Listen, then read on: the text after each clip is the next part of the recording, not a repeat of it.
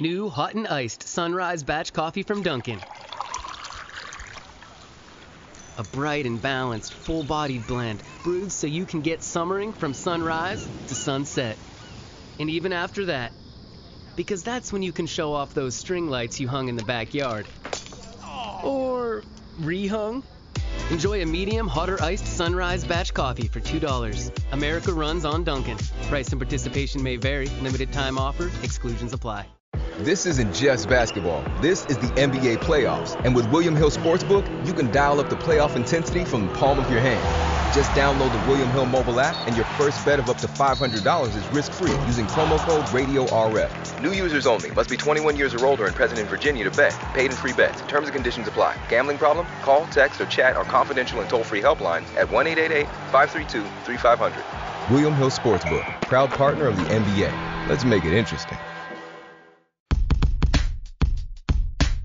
We're now on Patreon. By popular demand, you can now support us directly through Patreon. Go to patreon.com/PWTorchVIP. We have 3 tiers, including an entry-level Tier 1 that takes the ads and plugs away. You can have the VIP versions of the Wade Keller Pro Wrestling Podcast, Wade Keller Pro Wrestling Post Shows, and the PW Torch Daily Cast. That's 14 podcasts per week, but with the ads and plugs edited out. Plus, you get the VIP after shows. Don't be left out anymore from those for just $4.99 at patreon.com/PWTorchVIP.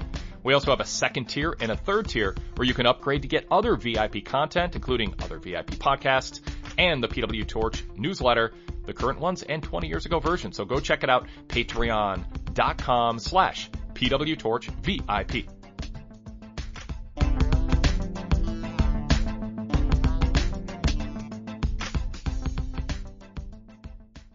Clorox knows you want your clothes smelling fresh and clean, but so what happens? That's why we created Clorox fabric sanitizers to freshen up your clothes between washes, pre-treat extra stinky laundry, and make sure every last odor comes out in the wash. Clorox fabric sanitizers take care of all that and eliminate 99% of odor-causing bacteria. Plus, they're bleach-free and safe for all colors and fabrics. When it counts, trust Clorox. The rich and powerful want us to think the economy is a line on a stock market ticker. That's wrong. The economy is powered by us. It's what we create, what we buy, what we need. President Biden has proposed bold public investments in jobs and families, but more is needed. We need housing, healthcare, caregiving, action on the climate crisis, and millions of good-paying jobs. This is our moment to finally unlock prosperity for all of us. For more information, go to prosperus.org. That's prosperus.org.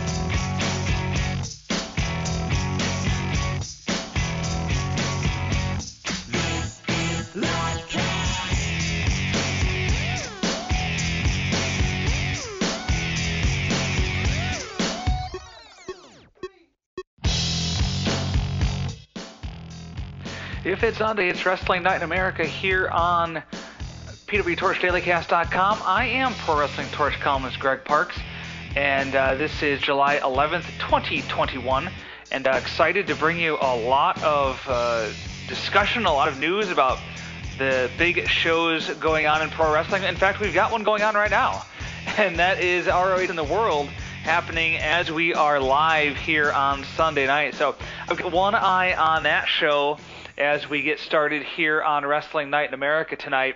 And we've also got Money in the Bank coming up next Sunday night, so don't forget to join us. After that show goes off the air, we go on the air live taking your phone calls and emails about that show. But we're not just going to talk about Money in the Bank next week. We'll talk about ROH's Best in the World pay-per-view that's happening right now, if you got some thoughts on that. But we're also going to talk about Slammiversary, Impact Wrestling's pay-per-view, which happens next Saturday night. So a lot of big shows coming up. Very excited about them. We're going to preview some of them tonight. We're going to talk about what's coming up on SmackDown and Raw, some big stuff coming up on those shows. We're going to look back a little bit on this past week's episode of AEW Dynamite, and to help me get through all of this wrestling is PWTorch.com contributor Joel Donnell, who was in fact on the Dynamite post show with Wade Keller on Wednesday night, talking a lot about Dynamite. Joel, welcome back to Wrestling Night in America. Hey, Greg, thanks for having me back on here. I'm excited to talk about, some other promotions I don't get a whole lot of time to talk about. I'm mostly covering AEW for the Torch, so it'll be nice to talk a little NXT, a little bit of WWE as well. Absolutely, and if you want to talk with us about any of these shows, you can call us up, 515-605-9345. Press 1 to show up in the queue that you'd like to talk. And you can also email us. We've got emails open, WNIALivecast@gmail.com. We've got 2 emails to get through so far here tonight, but we'll have more. Just a warning, though, because we are going to open it up to anyone who does want to discuss what's going on for ROH's Best in the World. So if you're listening to this live and you're planning on watching Best in the World later, be careful because spoilers may be coming up. Or if you're listening to this on delay, maybe late Sunday night or early Monday morning, again, we may be talking about some of the things that are going on with Best in the World. There is some talk that some former WWE stars may show up. So as I've got that up, watching it as we go through the show, and if somebody shows up, I may mention it here. So just be careful because spoilers ahoy. Joel, I want to go off the beaten path a little bit with my first topic for you, and we won't spend a lot of time on this, but you broke in to PWTorch.com covering Lucha Underground, and I want to kind of ask you about MLW usurping some of the ideas of Lucha Underground, bringing in Dario Cueto, bringing in some of those, a few, not directly, but some of those characters maybe that were a part of Lucha Underground and making that a part of MLW canon. Just kind of want to get your thoughts. I don't know if you've been able to see it or read up on how MLW is extending that Lucha Underground history, but what your thoughts are on that Lucha Underground tradition continuing in MLW. Yeah, I haven't had a whole lot of time to see much of what they've been doing with MLW lately, but I have seen the glimpses of the little stuff with Lucha Underground tying in there here and there, and I do like it. I think it's something that's interesting, especially bringing in Luis Fernandez-Gil, who was the actor who played Dario Cueto. I mean, I always thought that he was somebody who was a really interesting talent to bring into wrestling, someone who was an actor before, and not familiar with this wrestling world. And I think that there's a lot more that you can do with that character if you don't go down, the same way that Lucha Underground did it, where they kind of did death of him and then he played another character. I think you really just kind of play that straight with him. And then you can also factor in some of the other people that they have. I know that they brought in Mil Muertes. They brought in some people from LAX as well. So I'm interested to catch up with it and see, what are some of the things that they have done, because I think that beyond just the cinematic style of it and, the lucha style, I think there were some characters that you really can do some more with. Like I mentioned, Dario Cueto and Mil Muertes are 2 ones that really come to mind. Mm-hmm. Yeah, it's going to be interesting to see how that's incorporated into the MLW show. Very excited about that. I watched Lucha Underground when it was on. We covered it here on Wrestling Night in America at times. And so just really interested to see how that goes. And, of course, MLW is sort of that blind spot for me right now just because there's so much to cover. I actually, just before going on the air here, finish up the last 2 weeks of Impact in preparation for Slammiversary next Saturday, and of course the last episode of Impact before Slammiversary coming up this Thursday, so we'll have to keep an eye out for that as well. Right now on Best in the World, we had the final pre-show match was Danhausen and PCO defeating Brian Malonis and the Beer City Bruiser. And now we have Brian Johnson and PJ Black in the ring. PJ Black looking about 30 years older than the last time we saw him with a big gray beard. So that's interesting. I did not see that one coming. He was always a guy to me who always looked younger than he was, and now here he is looking at like 25 years older. Well, he had that haircut. He kind of had the... Yeah. he had the bangs haircut when he was in WWE, made him look like that younger guy. And now, he's kind of gone with the twirly mustache and the gray beard and stuff, and definitely makes him look, 30 years older. Like a silent movie villain or something like that as we're watching. I don't know. A vaudevillain. Yes, in a manner of speaking, I suppose you could say that. So let's turn our attention to Money in the Bank coming up on Sunday, WWE's first pay-per-view, as it will go forward being in front of an audience. And we'll talk about first the men's Money in the Bank match. We have Ricochet, John Morrison, Riddle, Drew McIntyre, Big E, Kevin Owens, King Nakamura, and Seth Rollins. Rollins defeating Cesaro on SmackDown this Friday to qualify. King Nakamura defeating Baron Corbin on SmackDown to qualify. So the men's Money in the Bank match is set. And, this is one, and all the Money in the Bank matches end up being very good from a quality standpoint. But looking at this one, this looks pretty interesting. You've got your power guys in Big E and Kevin Owens. You've got your flyers who can do really creative stuff in Ricochet, Morrison, and Riddle. You've got your main event style guy in Drew McIntyre. You got your wild card sort of in Shinsuke Nakamura, and really a guy who can do it all in Seth Rollins. So when we first talked about this, I talked with Tyler Sage about this last week, and of course Tyler Sage, we talked about last week a little bit ROH Best in the World, and Ryan Sullivan of PWTorch.com is actually at Best in the World, so he's going to have some great perspective on that show coming up later on in the week on PWTorch.com, but I'm getting sidetracked. We talked about how this seems like Big E, right? This seems like he's the real obvious candidate here for the victory to possibly set something new and different up on SmackDown against Roman Reigns. I mean, Seth Rollins is there, but you also got, and it was teased this Friday night, Seth Rollins versus Edge is what a lot of people were looking at for SummerSlam. They teased it a little bit this week on SmackDown. So, I mean, Big E is the real obvious one here. Do you see, Joel, anyone else who, WWE might take a left turn if they think too many people are going to predict Big E is going to win and they just might want to do something just to shake it up? But, the one thing I will say is I think you could make a case for most of these wrestlers. Maybe not such a great case for guys like Ricochet and John Morrison, but you can make a case for a lot of these wrestlers. That was actually my thought when I was looking at this matchup, is that really it's kind of a crapshoot. It could be anyone. I think that Big E, like you mentioned, is the one that makes the most sense.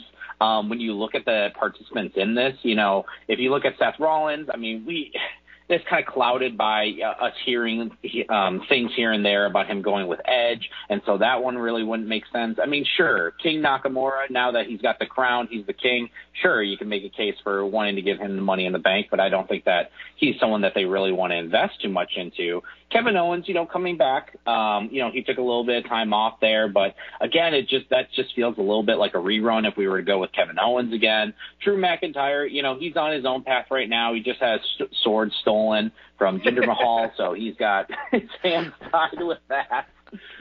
John Morrison, he's great in these types of matches. You can expect all sorts of high spots from him, but he's just not somebody that, I see that they want to elevate him to that at this point with everything that he's got going on with The Miz. Ricochet, I mean, man, that would be a left turn if you want to go with somebody who's been buried for quite some time and try to propel him to the top, but it just doesn't seem likely. Or Riddle.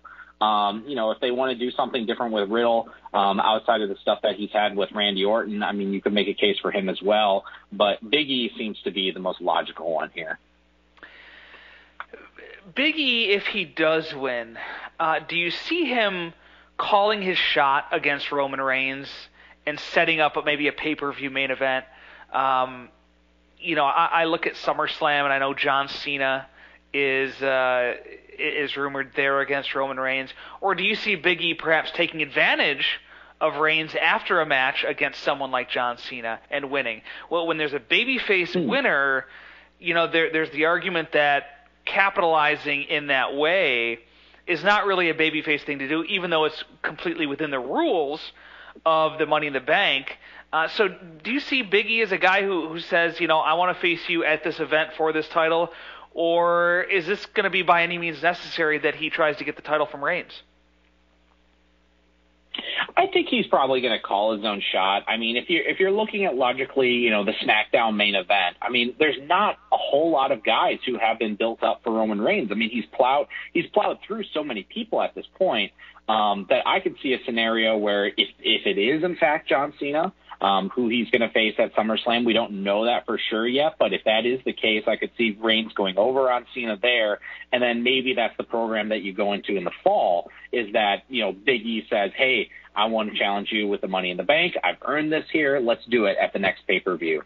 And then I wouldn't expect Big E to win the championship. It just doesn't feel like, he's been built up to be that champion. It very much seems like, they're just trying to do what they can to build up some baby faces for Roman Reigns to ultimately get to that destination, which we presume is going to be, The Rock at some point down the road. The women's Money in the Bank match is missing two wrestlers who will likely come from the SmackDown brand this coming Friday. But right now, it is Asuka, Naomi, Alexa Bliss, Nikki Cross, or Nikki Ash, depending on what part of WWE you're listening to. They've got it listed on .com as Nikki Cross. They refer to her as Nikki Ash on SmackDown. So I don't really know what the official name she's going by is anymore. They've also got Liv Morgan, Zelina Vega, and 2 spots to be determined. Also worth noting that Carmella was originally supposed to be in this match. She was replaced on Friday by Liv Morgan. Carmella will be replacing Bayley, taking on Bianca Belair, but that won't be at Money in the Bank. That will be at next Friday on SmackDown in front of fans. So there's still a chance Carmella perhaps loses to Bianca Belair and finds her way into Money in the Bank after that match on SmackDown. There's just not a lot of depth, even with the call-ups, even with the re-signing of Zelina Vega and the apparent call-ups of Shotzi and Nox, who've apparently lost their last and first names respectively, debuting on SmackDown against Natalya and Tamina. So even with them being added to the roster, there's still not a lot of depth on the women's side on SmackDown. So there's not a lot of options here. But you got, Bayley being out with an injury takes her off the board. Don't really see a real strong candidate here. I don't see them going with Asuka again. We've seen Asuka, Charlotte, and Rhea Ripley in basically every incarnation you can think of since the build-up to WrestleMania. Although she's obviously the biggest name in this match. I mean, do they do Alexa Bliss? I mean, how committed are they to that character, especially now that we're going into, having fans at every show again? And if WrestleMania is any indication, Joel, they're not necessarily going to be accepting of this Alexa Bliss character live in front of them. Ever wanted to break out of your cubicle and into a business where you can call the shots? You Break iFix is looking for passionate self-starters interested in a franchise opportunity in the booming electronics repair industry. At You Break iFix, we help reconnect people to the devices that they rely on so that they can get back to what matters most. This is a big responsibility, and from the moment you join our family, our franchisees are provided with the resources and support to bring affordable and convenient electronics repair to your community. Did we mention that with amazing partners like Samsung and Google, You Break iFix franchisees also have access to the highest quality parts and personalized training out there, as well as specialized tools? It's true. And it's also easy to visit youbreakifix.com/franchising and learn more about your big break at your very own You Break iFix. Chesterbrook Academy Preschool is here to help your child move forward, academically, socially, and emotionally. You'll be amazed at the progress they'll make in our classrooms. They'll be ready for kindergarten and make lots of new friends in the process. So they'll be happy, and in turn, so will you. Contact us today to schedule an open house appointment starting at 10 a.m. on Saturday, July 31st. Visit chesterbrookacademy.com to find a preschool near you. That's chesterbrookacademy.com.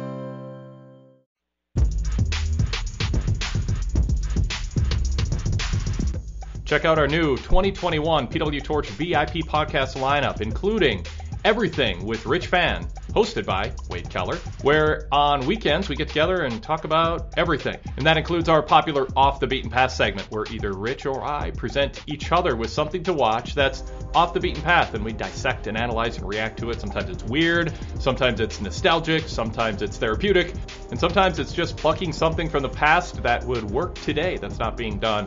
But we talk about WWE, NXT, AEW, all the current events in professional wrestling also. It's a different format and a fresh podcast dynamic with Rich and me every weekend. Everything with Rich Fan is part of the new PW Torch VIP podcast lineup for 2021.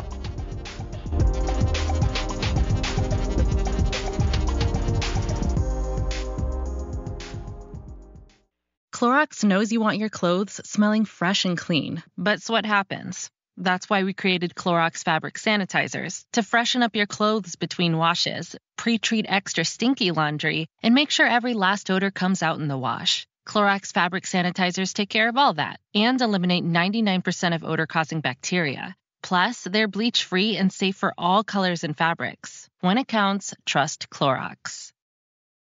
The rich and powerful want us to think the economy is a line on a stock market ticker. That's wrong. The economy is powered by us. It's what we create, what we buy, what we need. President Biden has proposed bold public investments in jobs and families, but more is needed. We need housing, healthcare, caregiving, action on the climate crisis, and millions of good-paying jobs. This is our moment to finally unlock prosperity for all of us. For more information, go to prosperus.org. That's prosperus.org.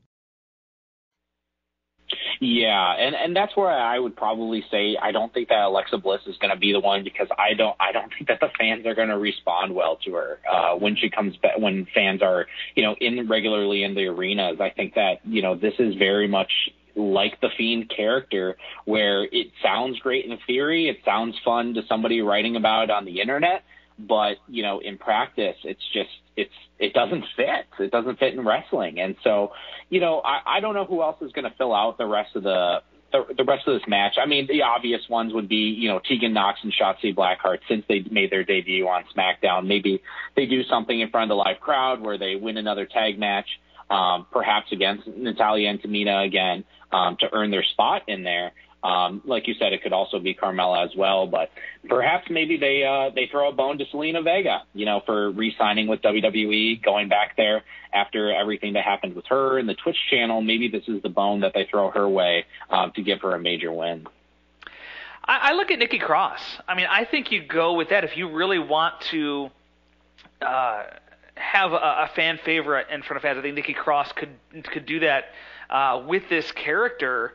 Although I'm a big fan of Zelina Vega, and I think it would be very entertaining for her to carry around the briefcase, I think it would be a good opportunity for Nikki Cross. And again, we don't know the two wrestlers who have yet to be announced. There could be more additions to the SmackDown roster this Friday who will participate in this match. Maybe they'll call people up from NXT to fill out this. Who knows?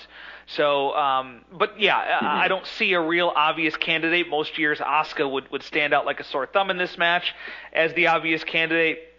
But unless they move her to SmackDown, unless they have her, move to SmackDown and face Bianca Belair perhaps in the Superstar Shakeup, I don't see her getting that opportunity. The first match here at Best in the World is in the books. The Briscoes defeated Brian Johnson and PJ Black. Really good opener. Are you surprised that the Briscoes never made it to a bigger promotion, whether that's Impact Wrestling, whether it's WWE? I know they were on the verge of going to WWE at one time. I think some social media post by one of them sort of the kibosh on that. But, are you surprised they never got a lengthy run in any one of the bigger promotions? I really am. Because I do remember when they were on their way, Jay Briscoe had been ROH champion, and, the Briscoes have been around for a long, long time in ROH, and they've been also in PWG as well. And they've always just been highly touted guys, and my understanding is that they're pretty respected throughout the industry with people. And, just that they've always stayed in the same promotion forever. I mean, of course you're going to get stale, being in the same place. So I have always been surprised that, someone like an AEW wouldn't be, sniffing around to kind of see what their contract status is, or even Impact, just to give them a switch over there. But I think that, ROH has probably treated both those guys pretty well.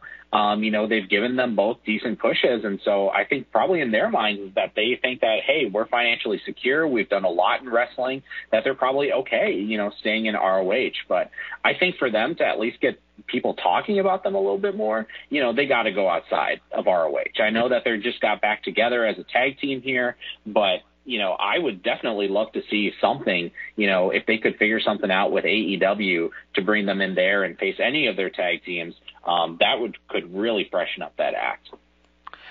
Back to Money in the Bank, the WWE Championship will be on the line when Lashley takes on Kofi Kingston. I think Kofi has done some tremendous mic work over the last few weeks with MVP.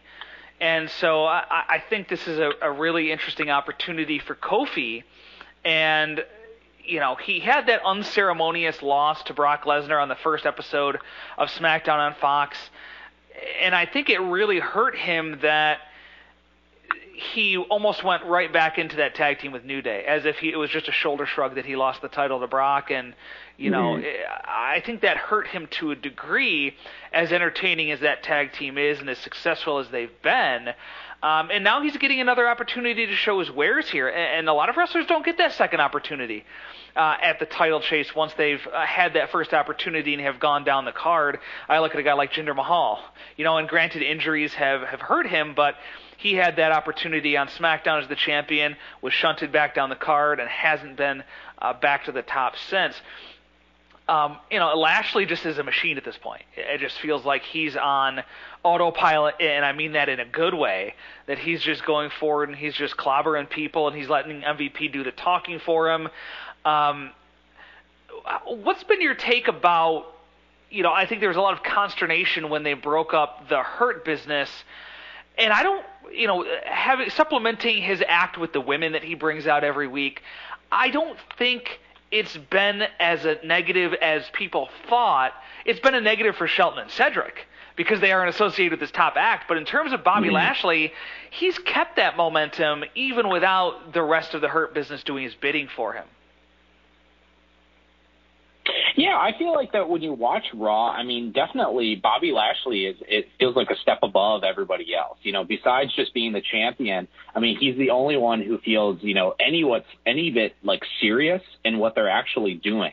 And so I do look forward to this match. I don't really give much of a chance to Kofi Kingston for them to go back to him. I think that they've just built so much into Lashley at this point. And, kudos to WWE for that. I remember one of the last times we talked, Greg, we were talking about Bobby Lashley and that he was starting to go on a winning streak. And it's like, where are they going with this?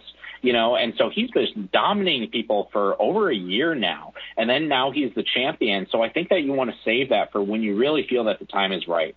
And I know that they've done a lot of good mic work back and forth, and I feel that this has been an elevation for Kofi, and he got that pin over MVP last week, and I think that in this match that Lashley's going to give a lot more to Kofi Kingston, and just get him within a couple inches, but at the end, Bobby Lashley is still going to destroy him, and ultimately retain that championship and move on to whatever's next for him.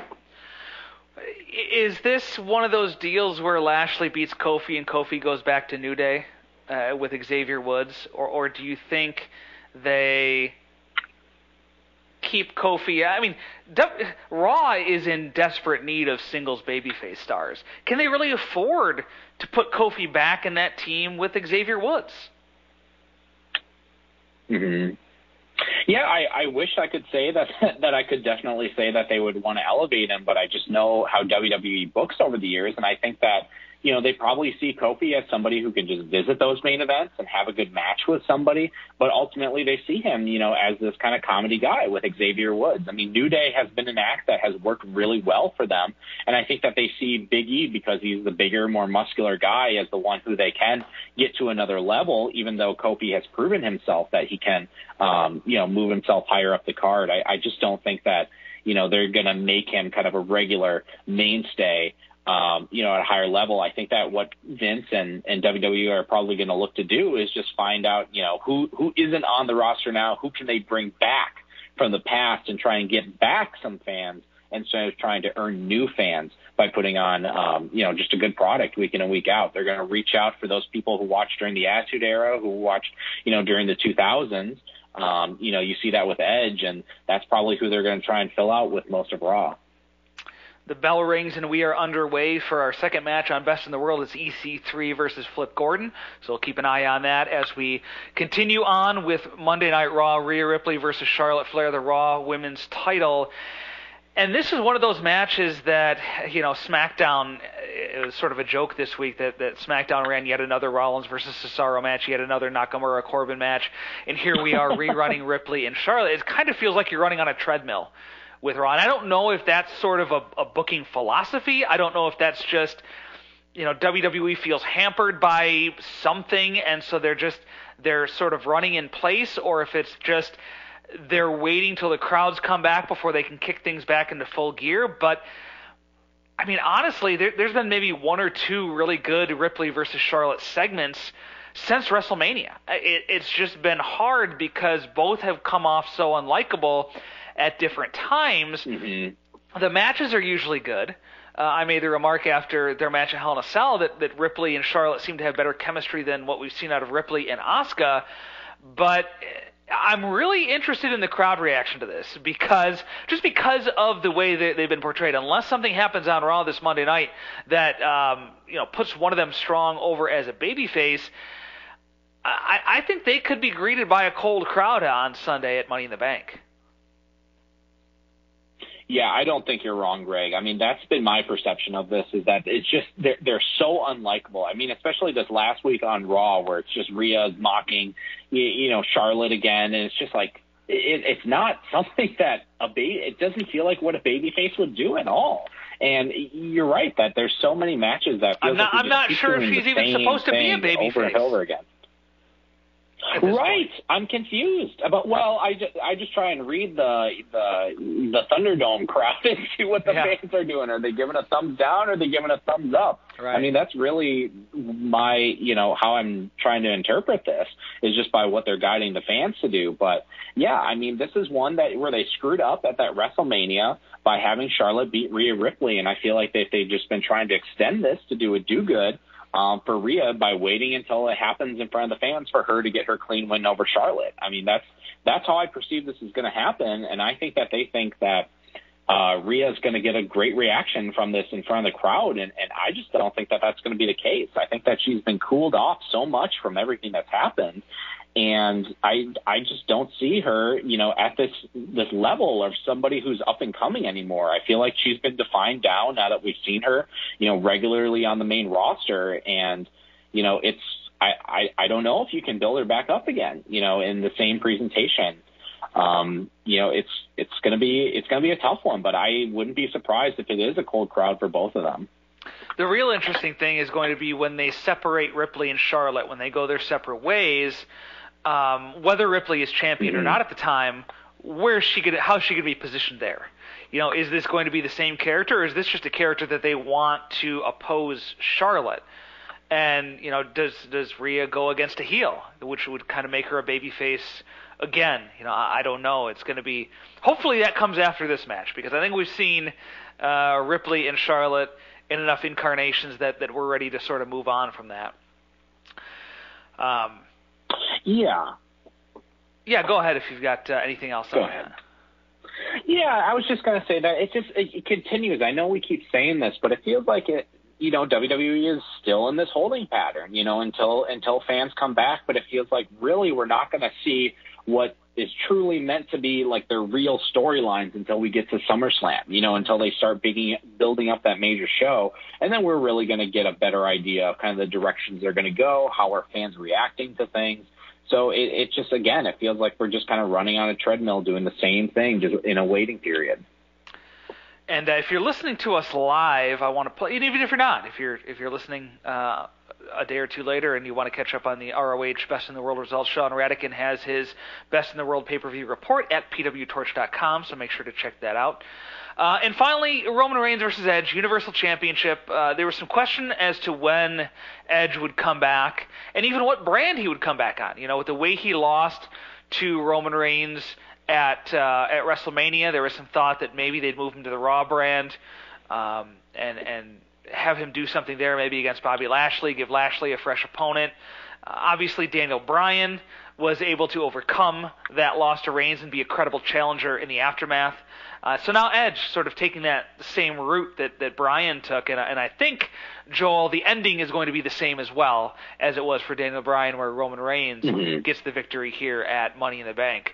But what do you think of the decision to bring Edge back now, a couple weeks before there's a crowd, and use him at Money in the Bank instead of maybe waiting for that return and doing something big at SummerSlam?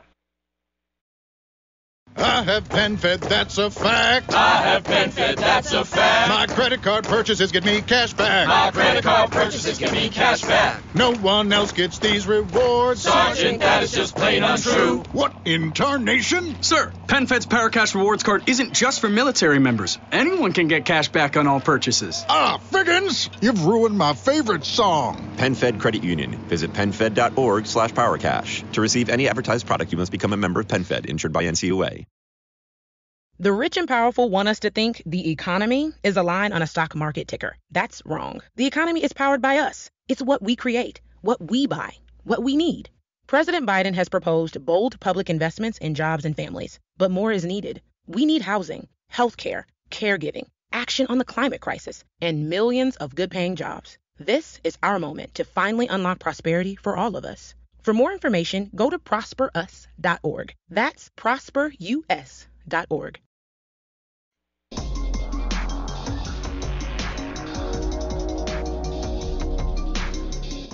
Are you a fan of New Japan Pro Wrestling? Then join the New Japan Pride podcast starring Bethany Rubel and Javier Machado. With an eye for the action and an eye for the story. We'll keep you abreast of all New Japan shows both in Japan and also covering their American expansion with New Japan Strong. And I'll watch all the Yano matches so Bethany doesn't have to. And I'll watch all of the Ibushi matches.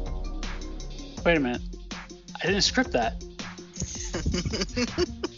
Listen to our weekly podcast exclusively with the PW Torch VIP membership. Become a member at pwtorch.com/govip.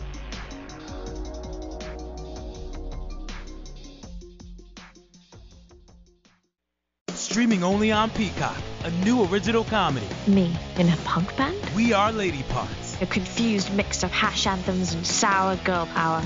Be puked all over the front row. Ew. We Are Lady Parts. All episodes streaming now, only on Peacock. The rich and powerful want us to think the economy is a line on a stock market ticker. That's wrong. The economy is powered by us. It's what we create, what we buy, what we need.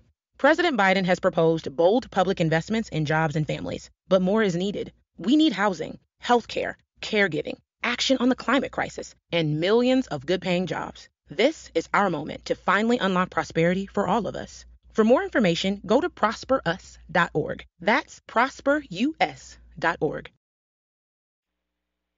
Yeah, I think that they wanted to give a big boost to their big pay-per-view back by, instead of just rerunning the same stars that we've seen for a while, throwing out a singles match with Edge, in front of a crowd.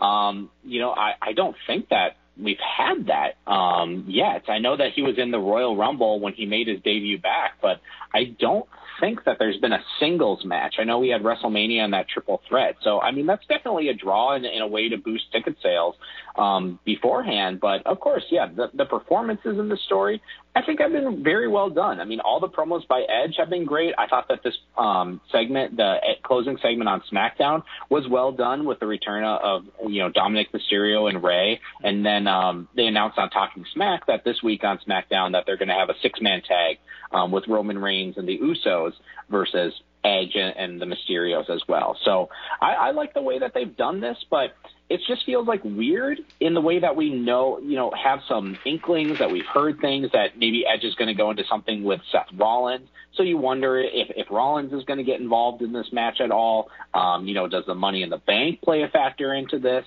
It just kind of feels like a weird thing just, with Edge, how he was just so definitively beaten with Daniel Bryan. And then just to go back to this, without any sort of, match in the middle, like it seems like it would have made a lot more sense had you done something with Seth Rollins here, challenging him and then doing a number one contenders match into SummerSlam. But I suppose this is just the story that they went with. We reached the bottom of the hour here. I am Pro Wrestling Torch columnist Greg Parks, along with PWTorch.com contributor Joel Donnell, and this is Wrestling Night in America for July 11th, 2021, as we are keeping an eye on ROH's Best in the World happening right now and talking Money in the Bank. Taking your phone calls and emails, 515-605-9345 is where you can go to call and press 1 to chat with us if you'd like, and then you can also email us anytime, WNIALivecast@gmail.com. Don't forget, next Sunday night we'll be going on the air live after Money in the Bank, so around 11 p.m. Eastern, and we'll take your phone calls and emails, same number, same address, and your reaction to the Money in the Bank pay-per-view. We'll also be accepting calls and emails on Slammiversary, so if you watch that Saturday night, we'd love to hear from you on Sunday night for Wrestling Night in America. Let's go to the phones. First call this evening is from Ryan from Cumberland, Maryland. Ryan, welcome back to Wrestling Night in America. What's your first question for us tonight? First question on these WWE training sessions. You think you're making the wrestlers good because maybe the house shits have like a different style to them than the TV matches, or that house shit matches tend to be slightly longer than the televised matches, or something else to that?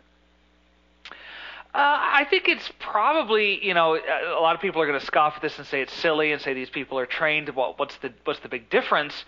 And obviously we see the reasons that it can be calamitous, Joel, with Bayley now out 9 months after participating in one of these training sessions that WWE has mandated at the Performance Center to get ready for going back on the road. But yeah, I think if you've ever been to a house show, the house show style is very different than the TV style. And not only that, Joel, I think it's also getting back in front of a live audience.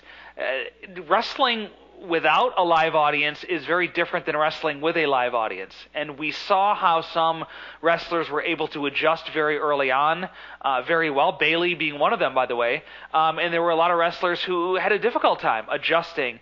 And so, especially in WWE, the crowd participation component of it plays a big part in a lot of matches. So it could be just, getting wrestlers back into the groove of involving fans in their matches, looking out in the fans, interacting with them during the match, or putting together a match in a way to bring the crowd up and down at various points that maybe you've not had to worry about so much in this Performance Center, in this Capitol Wrestling Center, in this Thunderdome era.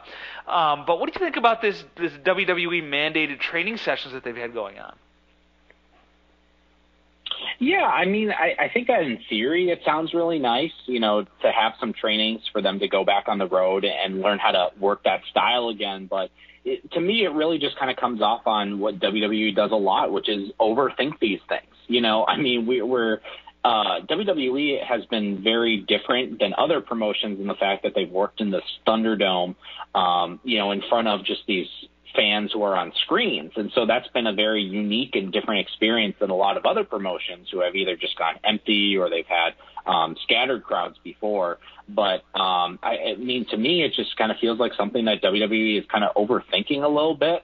That wrestlers have to learn how to work again. I mean, it's something that they've already done for a long time. I mean, I could understand them having to learn how to, work in front of a bunch of screens. But as far as just, being in front of the fans, I mean, this I don't know what's all involved in the training. Obviously, Bayley got injured from it, but definitely they want people to work a little bit more of a stiffer style. I think that people probably got a little bit more relaxed just knowing that, hey, we're just recording this for TV or just recording this for to be on the Peacock network. So we definitely want our stuff to look good. But, the stuff that's on TV is typically, more, it's heavily involved with, the people who are helping to book the matches. And so you see a lot of stuff that's overbooked versus on the house shows, which are more just kind of the wrestlers going out there and they're having fun with the crowds. They're just kind of working through the matches themselves. There's a winner and a loser, and they're out there to have a good match. They don't have to worry about, all this different time with commercial breaks or if there's going to be interference, which we see so much of lately. But, yeah, I just think that it's probably not necessary to do some of this training, but, that's just how WWE does things. Ryan, back to you for your second question for us. Yeah. Second question is, pro wrestling reporters are most of them watching the TV shows live, or do they stream a lot? You think it's like 50-50, or you think it's more the other way or the other? What do you mean live or stream? Well, as far as doing like DVR or some other method of streaming the show. Or, so the people that don't cover it live, you mean? Yeah, or I've heard that there's some reporters that watch like on tape delay, I guess, because they're out on the West Coast. I was just wondering how many actually see it live. Yeah, I don't know. I mean, I can only speak for myself, and I try to catch as many shows as I can live, mostly because I like to tweet during them, and I like to interact with people at Greg M. Parks, by the way. It's certainly pay-per-views. Obviously, I have to do live because I'm doing audio right after. For TV shows, it really depends on my availability and what I've got going on. I try to watch it live as much as possible, but the ease of watching it on DVR and being able to get through a 3-hour Raw in an hour and a half or less, it almost negates the desire to tweet during the show, especially because they're so... I mean, at its peak, it was a ton of fun to tweet during Raw and SmackDown because you'd have a ton of people on your timeline talking about it, but so few people either still watch it or still watch it live or watch it and tweet about it that you get very little interaction, even when you do watch it live. So it is almost more worth it to watch it on delay. But, I think that's the way that a lot of people watch it now, at their convenience. It's just... unless you're covering it live for a website or unless you're covering it live to do audio right after or anything like that, I think a lot of people probably, unless they're tweeting it, watch it via DVR, Joel. Yeah, I think that, it's going to be different for everyone, and I think that's probably the most preferable way to do it would be to watch it live, but just a little bit on delay so that you can fast forward through the commercials, and also have it on recording through the DVR so that you're able to pause and rewind to catch things. I mean, for me, I try to watch AEW Dynamite pretty much live every week. It was a little difficult, on the late Saturday nights and Friday night stuff. And also I watch through the TNT app where there is no pausing or rewinding. So I got to make sure that I'm paying attention so I don't miss anything. But for things like NXT or WWE, a lot of that stuff is watching it on delay. Like I'll pretty much watch NXT, during the weekend. So after it runs, but it's going to be different for everyone. But if you have the feature to be able to pause and rewind it, I mean, that's the best way so that you don't miss anything. And there's so much wrestling nowadays. It's at your convenience, basically. You can't take every night of the week out of your week and sit down and watch things live. It makes it so much more difficult when there's so much to watch, and you want to make sure you watch as much as possible. Ryan, back to you for your third question. My question's on AEW. It's been running the Authorized Stadium. Do you think they'll have like a tennis theme for that show with maybe some like tennis storyline, or maybe like Andre Agassi showing up or something? of that magnitude? I think that would be cool. I would totally expect MJF to dress up as like a tennis snob. I think that would fit him perfectly as well. I don't know how themed they're going to get. I know they do like to do themed shows. So maybe in the build-up to this, they do some sort of tennis theme. Maybe it's revealed that they will. I'm not sure how much the stadium, once it's converted for wrestling, as much as they're going to convert it, how much it's actually going to resemble a tennis stadium. So if it does a lot, maybe they will incorporate that in. Certainly, I wouldn't be surprised, let me say, Joel, for them to incorporate the tennis aspect into that episode. Yeah, I think there'll obviously be some sort of mentions about it. I don't know how much will be, actually showing of tennis, or they might have some clips of it, talking about the building itself. And maybe they'll have something thrown on the stage there. But, Arthur Ashe Stadium is just such a unique-looking venue. If you ever just take a moment to look it up on Google Images, it's very unique. And it has this retractable roof as well. I don't remember what month they're going to be there. Is it September maybe? That they're going to be in there. So that'd be cool if they could do the retractable roof at all. But I don't expect any tennis type storylines. But I think what you mentioned, Greg, for MJF or a heel or somebody, maybe Peter Avalon, kind of the way that he dresses, almost like a tennis snob sometimes too. I think that there could be a little bit of incorporating something to have fun with. Yeah, I'm looking forward to it. We so often, especially with WWE, all the arenas they're in look the same. And so I'm interested to see if AEW sort of goes off the beaten path a little bit more and more in trying to get into stadiums that look aesthetically different on television. Ryan, thank you for the phone call tonight. I hope so. Okay, thanks for taking the call. Absolutely. All right, match number 2 on Best in the World is over. EC3 taps out Flip Gordon. Gordon gets in his face and spits in EC3's face after the match.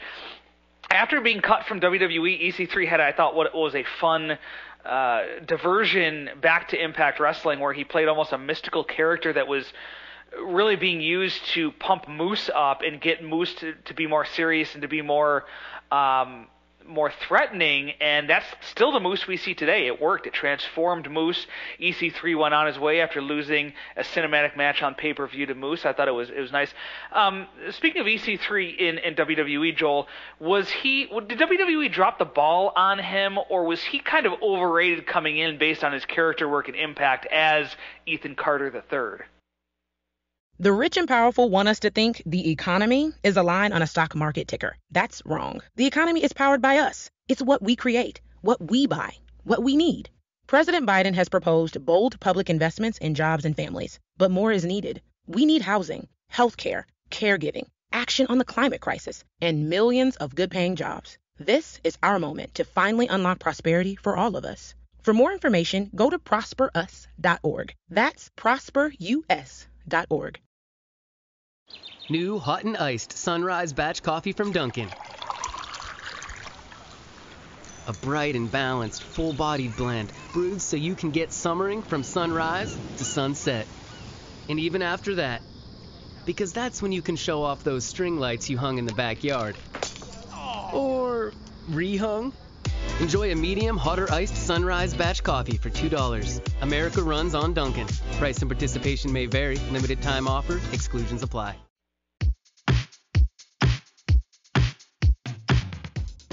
On the Wade Keller Pro Wrestling Post Shows, we get right into the top story of the show, or the top talking point. But if you don't have time to watch Raw, Dynamite, or SmackDown, and you'd like to get a rundown of what happened on the show, I record those every Monday, Wednesday, and Friday night for VIP members on the Wade Keller Hotline. The Every Single Day Wade Keller Hotline takes on different formats, but after Raw, Dynamite, and SmackDown, as soon as I wrap up hosting the post show and send it off to the producer, I record the Wade Keller Hotline, reviewing Raw, Dynamite, and SmackDown start to finish. I'll catch you up on everything that happened. I'll talk about key points in each match, key statements in each promo, and evaluate what I thought worked and didn't work, and add some other observations that don't make it out of the post show, maybe something an announcer said, something somebody in the audience did, or other production notes that jump out to me as I'm watching the show. So go VIP and make following wrestling easier. When you are a VIP member, you can hear the Wade Keller Hotline and listen to it as a primer before listening to our post shows. And of course, as a VIP member, the Wade Keller post shows have the ads and plugs edited out for a streamlined listening experience. Go VIP, pwtorch.com/GoVIP. That's pwtorch.com/GoVIP.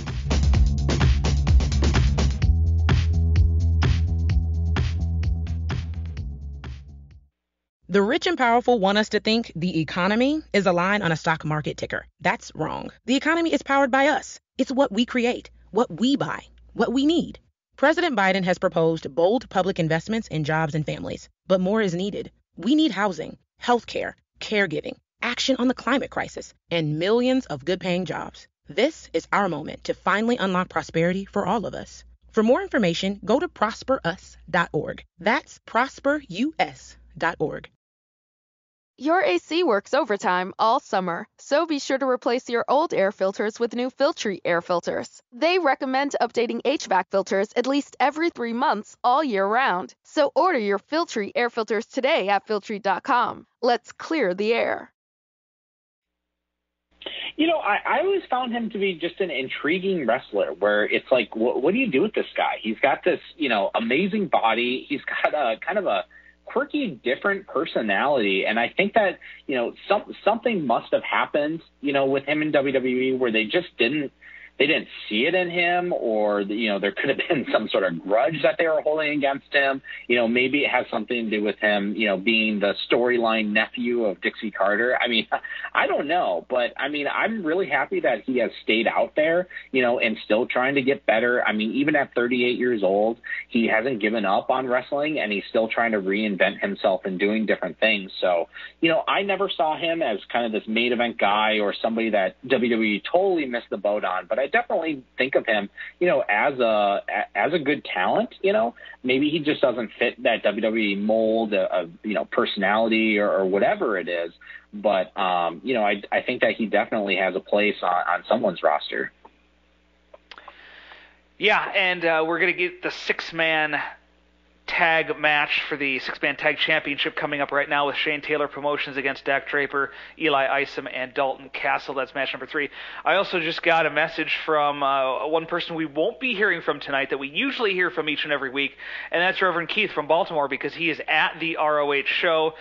He said the crowd is on fire at Best in the World. So looking forward to seeing if we get some more notes from Reverend Keith during the show tonight. If so, we'll pass them along to you. Want to hit up the emails next, and this is on AEW. We haven't talked about AEW yet tonight. Want to talk about it just a little bit here, and this is from Eli. He says, "Hey Greg, I had a few AEW questions coming off this week's Dynamite. First of all, I love how the Hangman Omega story is coming together in front of fans. This has technically been in the works since the first All Out, at least the Hangman portion. I was very convinced that Hangman should take the title at All Out, give Omega some time off or start the decline of losing all the belts, and Hangman goes into the end of and beginning of the year as champion. However, as long as it's been going, I wonder now if he should win this soon. I don't think it's a bad decision, but I also think one final heartbreak before he takes his journey back would be fine too. Maybe he kicks out of the One-Winged Angel at 3.1, then kicks out of it on the rematch. But with Omega working hurt and piling up injuries, should they stretch this out so far? How would you spread it out? Secondly, I'm starting to agree with Mike and Andrew on the All Elite After Show about Tony Khan not being the best personality as a wrestling booker. He gets very defensive when he is critiqued, but also is the first to take credit when things are good. Should he work on his public persona and handling of being pushed on issues, or should we not worry about it because he's not an on-screen character? Thank you in advance. Look forward to hearing your thoughts."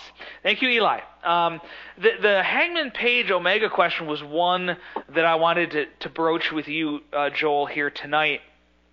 And it's sort of related to what Eli asked. And it was, is this happenstance that they're really kicking off Page Omega in earnest the first week they're back in front of fans in a different location besides Daly's place? Or, is it did they force it to do it this way in front of fans? I'm curious as to what you think it was for AEW booking. I think that they obviously had to make a lot of different detours, through the pandemic. I mean, that Tony Khan has made that obvious, that they had different plans, and obviously those things had to change.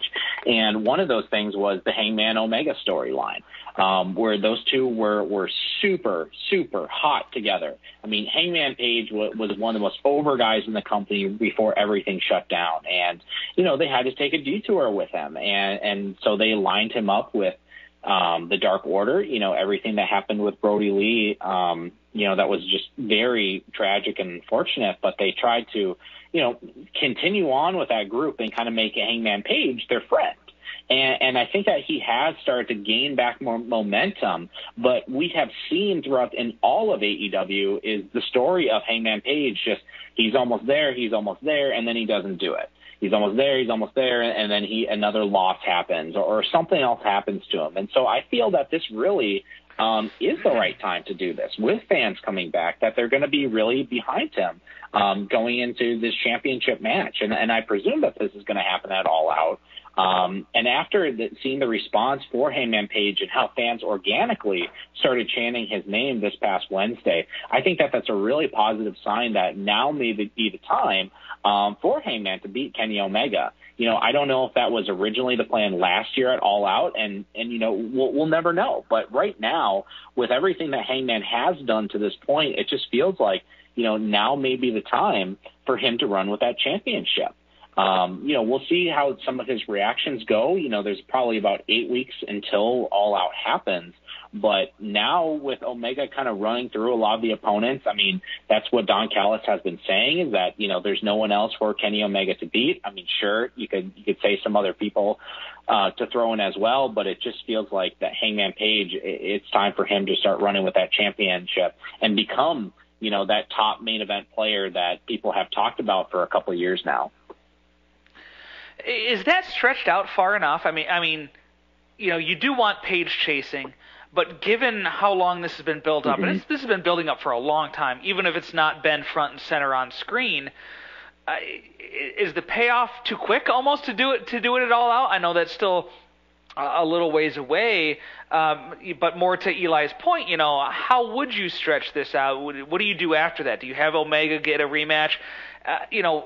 The other side of that is Omega's got all these title belts. He's the belt collector, but that can't last forever. And it seems to me that if he's going to lose the AEW championship, Adam Page would be the right guy to lose it to. Do you want him to lose his AEW title first, or should he lose the other? I mean, these are all the decisions when you create a gimmick of an unstoppable force like Kenny Omega. These are all questions that you have to answer in the booking. Yeah, I think that he should lose the AEW championship first, because that is the biggest one under his resume. And so I think once that one falls off, then, he can start working through the other stuff. But everything is just kind of lining up really well.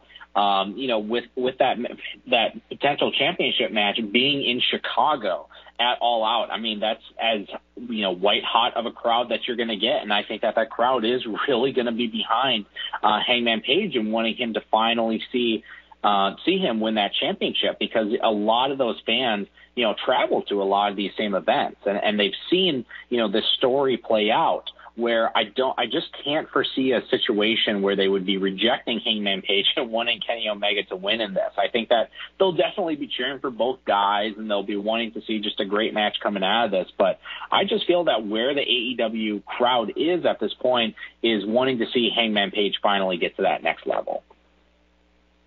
And what do you think about Eli's second question or point about Tony Khan and his personality and wanting to take credit for things when they go well, but sort of skirting responsibility when they don't. And this, I think back to when the fireworks failed in the Moxley versus Omega match, and he went on the post-media scrum and sort of sidestepped the issue. And I think just recently this week, on an interview, he said that it was professionals who screwed up and he didn't pay him for it, and because he was really upset about it. And that should have been, if you're being honest, if you're having a post-media scrum, I think that honesty is what you what people are looking for. You know, it's not to be kind of joking and say, oh, you know, I guess, Kenny Omega infiltrated it or something like that, or he made it look stupid, or whatever the excuse was.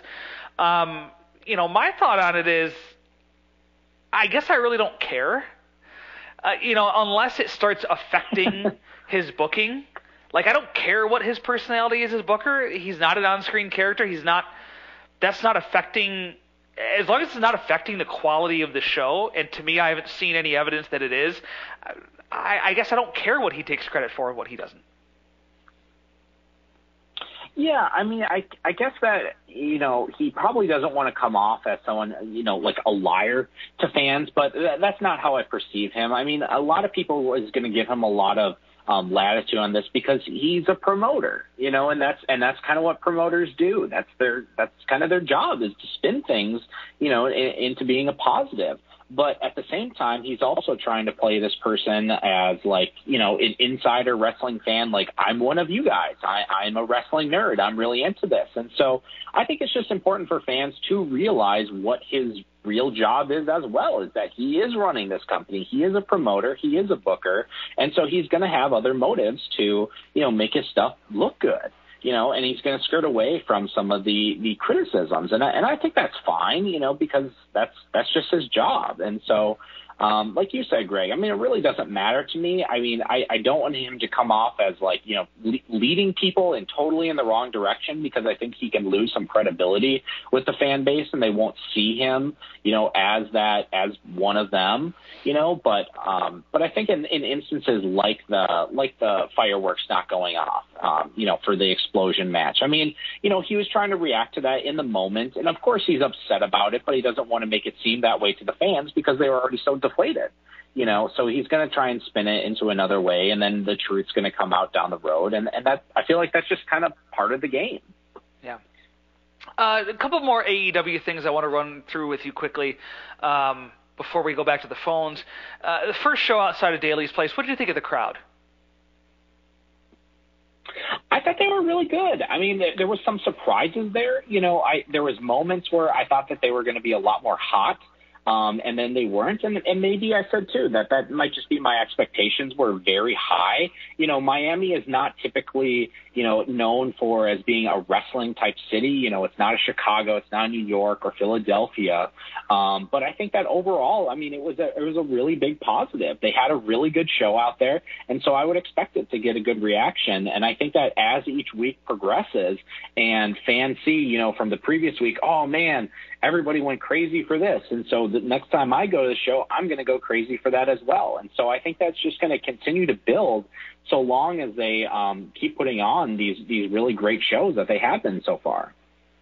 Malachi Black's debut, the former Aleister Black in WWE, debuted by attacking Arn Anderson. What was your take on his debut and perhaps setting him up right out of the gate against Cody Rhodes? Yeah, I really like the fact that they're putting him into a major program right away. I think that this was a very good debut for him. I like the attention to detail that AEW did, that one of our on-site correspondents, Javier and Jorge, were saying that all throughout the night that they were doing some flickering of the lights, that it wasn't just during the first match that Cody had against QT, that they tried to make it seem like, you know, that there was something going on, you know, that there was something going out with the power. And so that made that debut, you know, something that was really cool because people weren't expecting it when it happened. But for him to go after Cody Rhodes, I mean, that immediately tells you that they're taking this guy seriously. He's not, you know, just another WWE cast-off, that he is somebody that they're invested in, you know, and that he's got a little bit of a different look here where he's got the different color eye contact. He's got, you know, the darkened skin on his face. And so I think that this is something really cool. I mean, WWE really missed the boat on this guy. A lot of people were really behind him. You know, he's a great wrestler. And I think that there's just so much more positive that WWE didn't even touch. And, you know, I don't know exactly where it's going to go with Cody, but I think that having him debut into a major program like this is a major positive for him.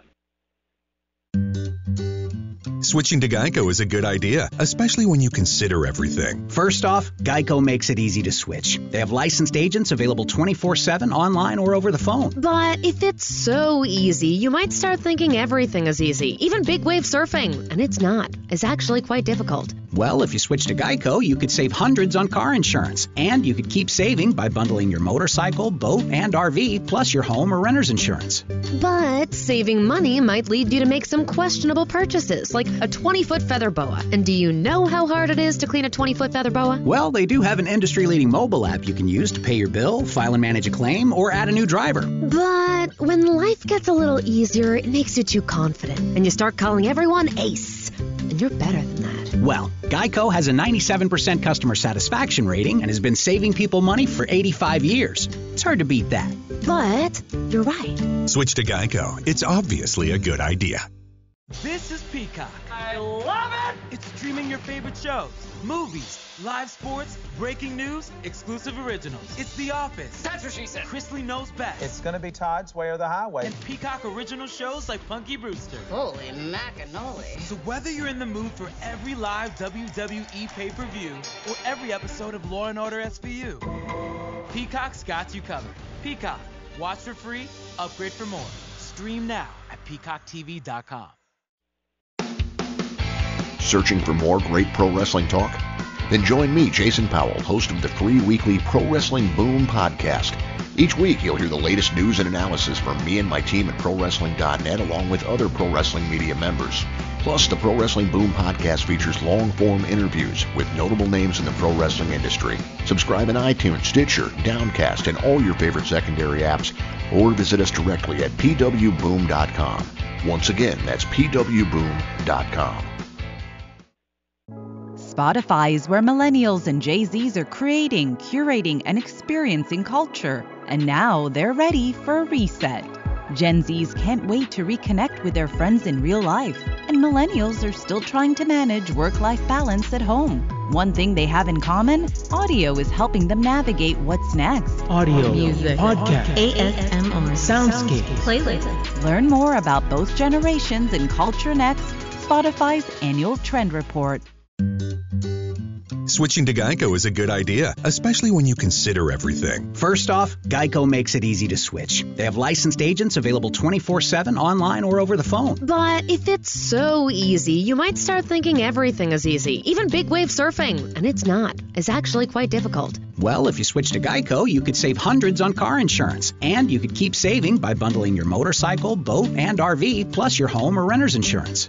But saving money might lead you to make some questionable purchases, like a 20-foot feather boa. And do you know how hard it is to clean a 20-foot feather boa? Well, they do have an industry-leading mobile app you can use to pay your bill, file and manage a claim, or add a new driver. But when life gets a little easier, it makes you too confident, and you start calling everyone Ace. And you're better than that. Well, Geico has a 97% customer satisfaction rating and has been saving people money for 85 years. It's hard to beat that.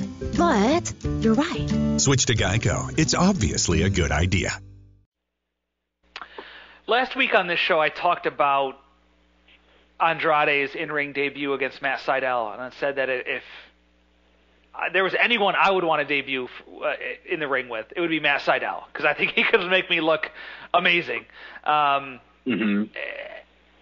think there were some people disappointed in this Andrade debut. What did you think of the match? This was his first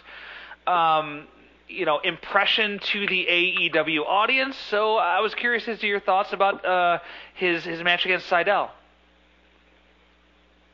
Yeah, I thought that the presentation of Andrade was really good. There was a lot of questions with his affiliation with Vicky Guerrero. You know, her doing the excuse me bit and her stuff that she has going on with Nyla Rose just really felt like it didn't fit with everything that they're trying to do with Andrade. But I think that they, having her more reeled in and making the presentation all about Andrade was a major positive. That you saw from the beginning of his ring entrance, this guy just has so much charisma and carries himself like a star. And I feel like the fans felt that way too. It wasn't the same kind of, blasé type of reaction that I think was the case when he debuted for AEW, that some people were kind of unsure about him. That I think that he seems a lot more solid now.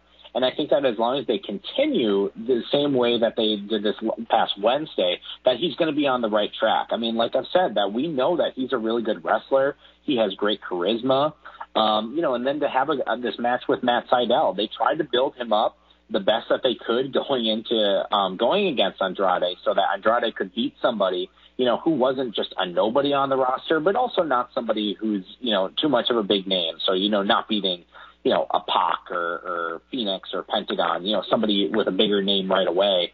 That they tried to do something with Sydal where, he can create a lot of movement for it, but then Andrade can also show off some of his power. He can also show some of the high flying. So it just allowed him a lot of latitude to show a lot more of his different repertoire during the match. And so I think that it worked out well, and, I'm excited to see what more they can do with him. And finally, next week, as part of Fyter Fest Night 1, Jon Moxley defends the IWGP United States Championship against Carl Anderson. Moxley has been off TV for some time now. What's your take on bringing him back in this way, taking on Carl Anderson, an Impact Wrestling contracted wrestler, and in defending the IWGP US title? Yeah, I mean, I was thinking that they would probably bring back Moxley, their first week going back on the road, but with the other debuts and the other big stuff, I'm really glad that they actually were a little bit more conservative with this and said, hold on, let's save, another return for another week. And so by making that what I presume is going to be the main event, they built that up really well. I thought that promo by Carl Anderson, just totally, you got the idea of who he was, more than just this guy who's clowning around with Gallows and following Omega, which has primarily been what he's done throughout his AEW tenure, that you're able to see that he has a real history from New Japan. I'm so glad that they were able to use a lot of that footage, but, his promo work was great. And so I look forward to that match against Jon Moxley, because I think those guys are just really going to go at it, and it just gets going into their second week back on the road, that, they're trying to give you not the same stuff. Whereas we just talked about WWE, and it's like, how many times have we seen Rollins versus Cesaro or Rhea Ripley versus Charlotte Flair, that it's really just the same stuff over and over again. Whereas AEW is trying to mix it up so that they're giving you a matchup that you didn't expect at all to be for the IWGP United States Heavyweight Championship. And I hope that this is, that now we're starting to get in the mode of, hey, we're going to do some more stuff with New Japan, as stuff starts to open up a little bit more. And I'd love to see Carl Anderson back in New Japan, doing stuff more regularly, because that's where he was best utilized. So I like that they're doing more stuff with New Japan, and I hope that this is just, them getting back into gear with doing that. One of the things that I really liked about Dynamite this week, I thought they balanced presenting stuff as important this week, but also previewing next week as well. I thought there was a great balance they struck. And they don't always do that very well, but they struck a really great balance between, this week's show and then previewing next week's show without sort of, making next week seem inconsequential in favor of this week, or the alternative is making next week seem like the big show and this week seem like something that you could miss, if you had to. The six-man titles were retained by Shane Taylor Promotions, as Shane Taylor himself pinned Dak Draper to retain the titles. Up now, already underway, is the last man standing match, Josh Woods versus Silas Young. Woods attacking Silas Young in the aisle before the match started, and now getting a chair from under the ring. So we'll keep our eye on that match as it progresses. But we'll also go back to the phones, to the 305 area code. This is DJ from Miami. DJ, welcome back to Wrestling Night in America. What's your first question for us tonight? Hey, guys. Hey. I got a couple questions about Twinkle Toes, Omega. I'm so confused with this guy. Does this guy think he's like DX or something? He's doing the Bangkok thing. He's like playing games around. Like, it looks like Adam Page is like trying to be serious, and this guy's like playing games. He has more facial hair. Like, I don't know. Like, look, did you see what he was wearing? Like, he was wearing zebra pants. What? I mean, it's great to be a heel, but what I'm saying to you is, like, do you think he's doing all this, playing games and having a great time because he knows he's going to drop the belt to Paige? And so I feel like him going out like this is not good. Comedy is not good. When you're trying to be serious like Adam Page is, I'm confused on this, you know? I think it's just Omega being immature. And I don't mean Kenny Omega the person, I mean Kenny Omega the character. You know, we saw that with, making a joke of, Don 69 me, in the ring, several months ago, and that got a lot of people's dander up and things like that. So the stuff this week with Bangkok and stuff, that's part of, we're seeing this progression of this immature character who's also just happens to be like the best wrestler in the world. And so, I don't know that I would refer to Joel as a comedy character or Omega as a comedy wrestler. I think there are parts of him that are comedic because of the immaturity, but I also don't think that overshadows his talent in the ring. And I think that's where it's important to draw that distinction. This is not a wrestler who's pulling out a sock and putting it on his hand. He's not a comedy wrestler, but his character is a little more immature. We've seen him be able to turn it up when the situation calls for it. And even, this past week on Impact, the whole contract signing with Sami Callihan and stuff, he was pretty serious there, although, not maybe taking it all that seriously. But how do you think they've done with Omega and making him sort of this immature character? Would you like to see him play it a little more seriously, or do you think this just adds some color to the Omega character? Well, I thought that this past Wednesday, actually, he was a little bit more serious. As DJ mentions, that he was wearing the striped pants, and of course, that's a little ridiculous. But I think that's also what they're going for, is that Kenny Omega himself is a little bit of a quirky guy, and that's going to bleed into his character on the screen. But I think you look at what the Young Bucks are doing as well, and it's been really working well for them, where they're trying to go, above and beyond and have these outlandish characters of wearing these super expensive clothes as a way to get heat. You're saying this about Kenny Omega because he knows that if he were just to be a serious heel wrestler, that he's probably going to get a lot of people to cheer him, because that's exactly what they want to see. Is they want to see this serious Kenny Omega guy who just goes out there and has these great matches. But if he does things that are going to irk you, he's going to get more of a heel reaction. And so I think he has reeled in, some of the different comedy things, or things that were just a little bit didn't make a whole lot of sense. Like I think back to that segment that they had of Omega where he was like reading to kids, the kindergarten thing, and that was just a little bit more quirky. The stuff with Michael Nakazawa, and so they're letting that go to some of the other characters like Nakazawa and Brandon Cutler to be a little bit more of those funny, entertaining guys. But I think that Kenny Omega, the lane that he should stay in is more of what he's been doing now, where he's a little bit more quiet. He lets Dawn do a lot of the talking for him. And I think that Omega should just get intense with people. He can have these outlandish, clothes, because that works for the Young Bucks too. But I think that when it really gets important, like when he's face to face with Adam Page, it should be all serious, and about the competition and wanting to win. DJ, your follow-up and second question for us tonight. Yep. No, I was just wondering because it was just such DX's. That's all I was wondering, Mm-hmm. So I was just wondering what y'all thought. The second thing is, I don't know what's going on with these fans. Okay, the guys jumping in the ring, Jericho's punching them, and then they're like doing this weird stuff with Naomi now, and she had to delete her Twitter. Like, what's going on with these fans? Like, look, if I don't understand. Like, this is the place to call an event.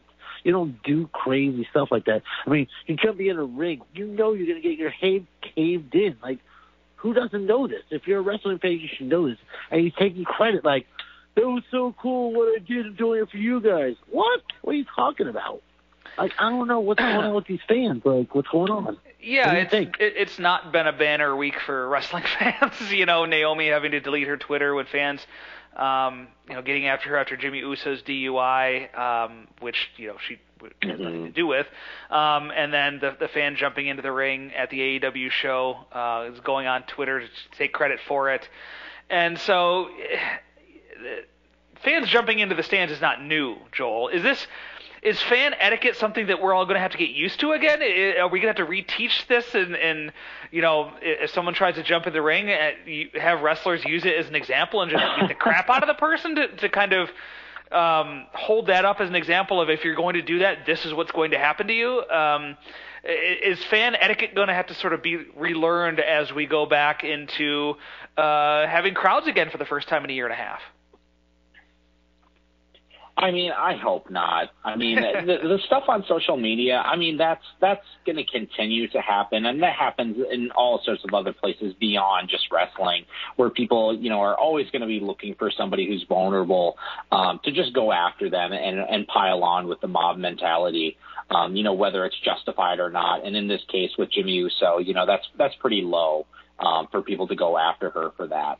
But with the fan, that's not unusual. I mean, that stuff does happen. I mean, I remember the Hall of Fame ceremony where somebody went in the ring, for the Bret Hart thing, and that's just so lowbrow. That's so classless for people to do. But I know that in this case with AEW, this person was inspired by, some of the other podcasts that they hear, that they hear people like Jim Cornette who talk about AEW, and they talk about it as being the worst thing ever. And these people, listen to those podcasts and they want to get noticed by them. They're fans of their podcasts and stuff. And so they want to do what these people are, I wouldn't say like advocating for fans to do, but they're definitely putting rhetoric out there to make people be disruptive of the shows.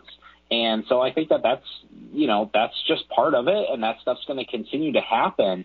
But I mean, I'm just hopeful that we're not going to see as much stuff of fans getting involved and interfering in the ring. But I just know that has always been a thing that's happened in wrestling for pretty much ever.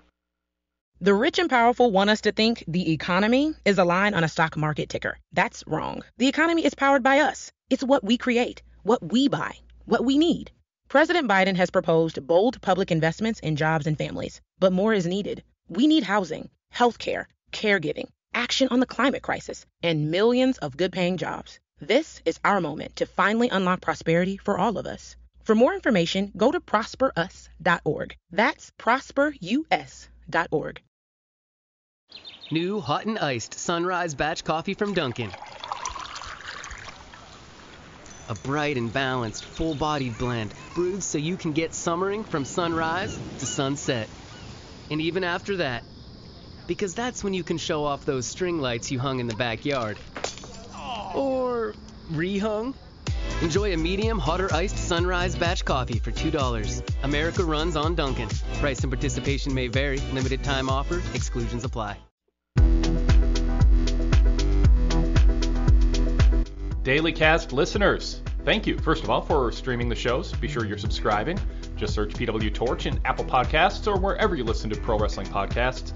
But while you're at it, if you're not yet, please subscribe to the Wade Keller Pro Wrestling Podcast and Wade Keller Pro Wrestling Post Shows. Search Wade Keller and see two logos pop up, a blue one and a red one. The red logo, the post shows, cover Raw and SmackDown each week with a fast turnaround time of a couple hours after the show's end. And also every Saturday we present a flashback to our analysis from 5 years ago that week, covering Raw. Jason Powell from ProWrestling.net joins me, and we analyze what happened on Raw 5 years ago. So check out that time capsule every weekend. The Blue Logo Show features the Thursday flagship, plus our first-run interviews, our classic interviews, and our mailbag segments. So, again, search Wade Keller and click subscribe to both the red logo and the blue logo.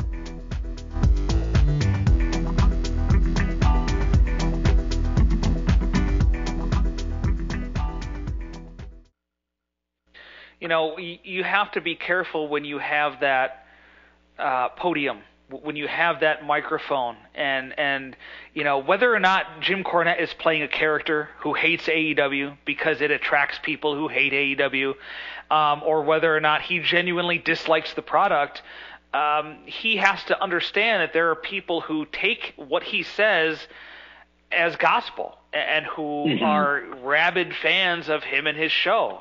And so when you use that platform for such extreme views where there's no middle ground, you know, there's no sort of, oh, I liked this, but I didn't like this. Everything is so negative, you know, and people will glom onto that, and they will do what this person apparently did, and you know, try to get Cornette's attention by, you know, disrupting an episode of Dynamite because Cornette and some of his followers dislike it so much. And so you have to be careful when you present such extreme, especially extreme negative views, that some people listening may not, you know, may not have the capacity to understand or to stop themselves from doing these things to try to get noticed. So it's sad, but it's the reality of the situation. So DJ, we'll go back to you for your follow-up and your final question for us. Yep. Yeah, my follow-up is Jim Cornette did say on his podcast that he never told anybody to jump in the ring. He said that's stupid and looking to get hurt. He said, so he never said that. He just said he hates the product, and he just talks crap about it because that's amusing for people. You know, he's just playing a character, like you said. You know, he's like, he's being amusing to people. So he's not telling people, do this is your opinion, this is my opinion, so take it how it is. That's how he says. So, you know, my last thing is, I guess, I tell you all the time about this. What is going on with this chair and people being violent?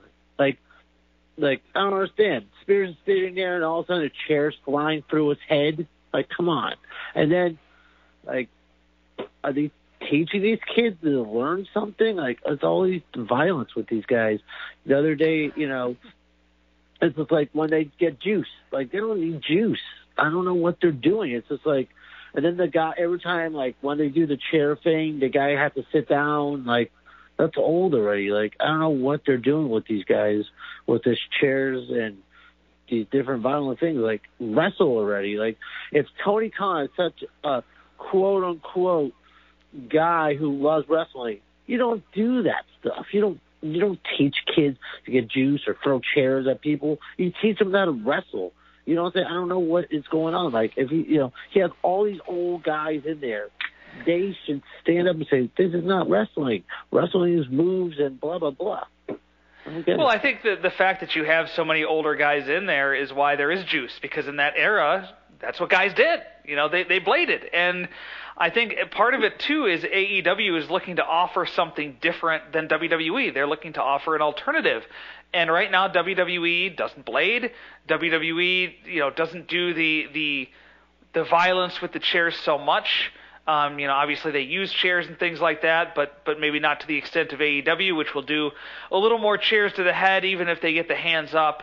So they're presenting an alternative. If you don't like it, don't watch, I guess, is the thing. And I think, you know, AEW has enough good wrestling on it where they feel that they've got that rope that they can use sort of to hang themselves, so to speak, in terms of, you know, presenting blading that some people might find in 2021 a little off-putting, or they might be able to get away with, you know, fans not liking the chairs to the head, but also saying, but they have really good wrestling up and down the card, DJ. So it's not that they don't have good wrestling or they don't use wrestlers very well, and Joel, you can speak to this too, but it's just that, you know, in trying to present an alternative to WWE, and also, you know, AEW, because it has a lot of the older stars, it is, you know, we've seen the bull rope matches and the things like that, those sort of matches that they had in the 80s and 90s, influenced by Dusty Rhodes booking and things like that, that they want to present. They want to bring that older style booking to the fore in 2021. Yeah, and AEW is going to give you all sorts of different types of styles. I mean, it's no secret that Tony Khan is a big ECW fan, and so there are going to be some violent stuff. I mean, we had an exploding barbed wire, you know, death match.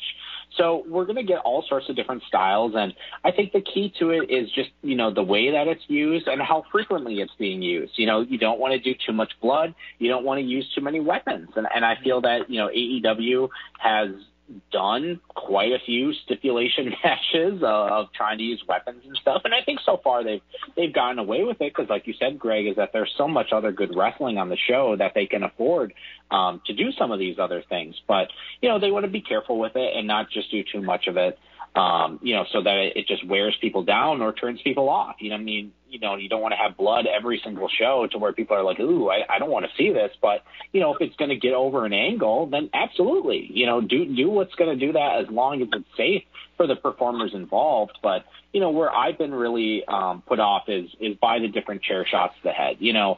They are safe. Are trying to be safe by putting the hands up. But as we saw with that chair shot from Shawn Spears to Cody, is that things can go wrong with that, and they can go really wrong and cause serious injuries. And so I just wish that they'd be more mindful and careful with those things instead of just kind of reckless, throwing chairs at people. I mean, even that Matt Hardy and Sammy Guevara match where Guevara threw that chair at Matt Hardy, and Hardy thought that he got his hands up there and it caused him to bleed a ton. I mean, there can be some really dangerous stuff involved, so they just need to be more careful.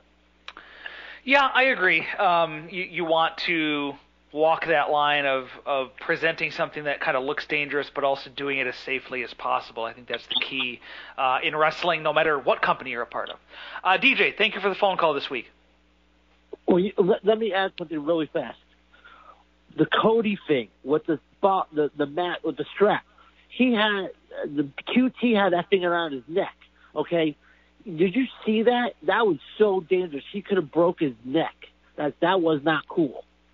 Again, I'm assuming that these are professionals and that they're doing it in a way that looks, as your reaction shows, that looks dangerous, but ultimately can be done in a safe manner. Cody Rhodes just had a child. I don't think he's going to go out there and put himself in a situation where he could be seriously injured.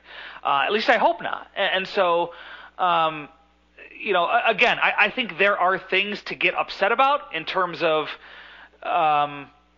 AEW maybe not being careful enough. Certainly that Matt Hardy-Sammy Guevara match where they didn't stop the match when they should have on pay-per-view, that's something to get upset about. But I think if you're going to spend your time getting upset about every little thing that AEW does, maybe this isn't the product for you. And I'm not saying you specifically, DJ, but I'm saying in general, people who do have complaints about that. So that's just my take on it. I was just saying. Yeah, I agree with you, Greg. You don't understand what I mean. Go ahead, DJ. Yeah. No, I was just saying, you know what I mean. I just wanted to pull that show, say, hey, I just want them to be careful because there are good wrestlers out there. I just don't want them safe and get hurt so early in their careers. That's all. Yeah. That's why I wanted to bring it up to y'all, Yeah, I get it. All right, thanks, DJ. Yep. Talk to you next week. All righty. The last man standing match is in the books for ROH Best in the World. Josh Woods gets out of the woods with a victory over Silas Young. 2 tables were set up at ringside. Woods German suplexed Young off of the table, or off of the apron through both tables. Both men going through the tables. Woods getting up before the match ended. They used chairs, they used tables, things of that nature in this last man standing match. Next up is Jay Lethal versus Brody King, as Brody King making his entrance. Coming up on Raw this week, Lashley versus Xavier Woods. Humberto Carrillo gets a crack at the U.S. Championship against Sheamus. Ivar versus AJ Styles. And Eric versus Omos in preparation for Styles and Omos putting the tag titles on the line against the Viking Raiders the week after this. And then Ricochet versus John Morrison in a Falls Count Anywhere match. So already a lot announced ahead of time, more so than usual for Monday Night Raw, which I believe this Raw is the final one inside the Thunderdome. Let's go to our next email question, and this is from Roy from California. It's about NXT. He says, hello, Greg. I know tonight you're most likely talking about Money in the Bank, but hope you don't mind me asking about NXT, as I missed last week. Now, I'm not a regular NXT viewer, but I do keep up with Karrion Kross and LA Knight matches from YouTube. My question is kind of a two-parter. One, do you see Johnny Gargano defeating Karrion Kross since Kross is going to the main roster? I'm not a fan of Gargano's, which I'm sure makes me strange, and I think Kross losing to him would be a bad sign if he's being main roster bound. As for LA Knight, how long do you think it is until he's elevated to the main roster? I think Knight and Kross seem polished in terms of TV presence and character. I know a lot of people are work rate fanatics, but I'm fine with wrestlers that look like wrestlers that are fine in the ring. I also think both can succeed on the main roster. I know there's always questions about creative, but I think it's fair to believe that what works in NXT doesn't always work or get over on the main roster. So, we shall see. Thanks for reading my email. Take care. Thank you, Roy. And, of course, WNIAlivecast@gmail.com is where you can send your emails. Let me take LA Knight first, because we talked a little earlier about EC3. And I kind of see LA Knight in the same boat. He was over with this particular character, Eli Drake, in Impact Wrestling, did very well, good promos. What held him back was the in-ring work, which was not bad by any means, but was not on the level of some of the other workers. Same thing in NXT. I think he's improved. I think he's been able to keep up with Cameron Grimes quite well in their feud. But you wonder on the main roster, is he going to get EC3'd? Where, this character sort of is the same that he had in Impact. Maybe they don't look at him as a guy who can carry his end as much as others from an in-ring point of view, and he sort of gets lost in the shuffle. Or does WWE, Joel, do you think they like the mic work and how he carries himself as a character, and that's his door, that's his way into the door of WWE main roster? Maybe this is just a cynical view, but I just don't think that they're going to get it. Is that he doesn't have a ton of charisma. He does have a certain cadence in his promo style that works for him. And I think that his work that he's been doing with Cameron Grimes has been really entertaining. Actually, it's been one of my favorite things to watch on NXT thus far. But I think it's going to be a while before you do see him go to the main roster, just because it wasn't too long ago since he actually made his debut with NXT. But, I don't see him, really even just becoming one of those established guys that they have, like someone like a Sheamus who's been there for a long time, or a Cesaro. Actually, Greg, when you do mention EC3, is that I do see some similarities there, where he's got the body for it, he's got the promo style, he's got a little bit of a character, but there might be something missing in the actual charisma and personality department. And then Karrion Kross, people look at that act and look at his size and everything, and they saw main roster as soon as he debuted on NXT. He wrestled a dark match or for main event, and they stripped him of basically everything that makes his character interesting in NXT and had him wrestle that way. So I guess if you're looking at Karrion Kross on the main roster, you have to look at it from the point of view of, do they call him up with all of the strings attached that he has in NXT, or do they call him up and completely revamp him and take away everything that sort of makes him interesting? Because I think if they do that, he's DOA. Unless they come up with a different character on the main roster for him. Mm-hmm. I think if they give him Scarlett, if they give him the entrance, then he's got a chance. But he didn't get that when he wrestled on main event. So I'm not sure what the purpose of that was. And I don't really know. I think most people think, I don't know if Johnny Gargano is going to be the one to defeat him, but certainly if Gargano does, I think then the whispers will become a little louder about Karrion Kross on the main roster. Wrestling fans, if you're looking for a unique and entertaining way to get your wrestling podcast fix, check out Ring Rust Radio. Ring Rust Radio uses its trademark brand of banter to cover all professional wrestling you love, including WWE, NXT, New Japan, Lucha Underground, ROH, Impact Wrestling, and more. We also hold sit-down interviews with some of the biggest names in the history of the business, such as Stone Cold Steve Austin, Shawn Michaels, Bret Hart, Chris Jericho, Kurt Angle, Trish Stratus, AJ Styles, and Roman Reigns. For those of you who want their wrestling with a perfect mix of serious analysis and comic relief, find Ring Rust Radio dropping every Wednesday night on Blog Talk Radio, iTunes, Stitcher, and wherever you get your podcasts. Yeah, I don't see Gargano being the one to be Killer or Karrion Kross. I think that they still have that Samoa Joe match, in their back pocket that they've been building to, and I think that that's probably what they're going to save for a takeover.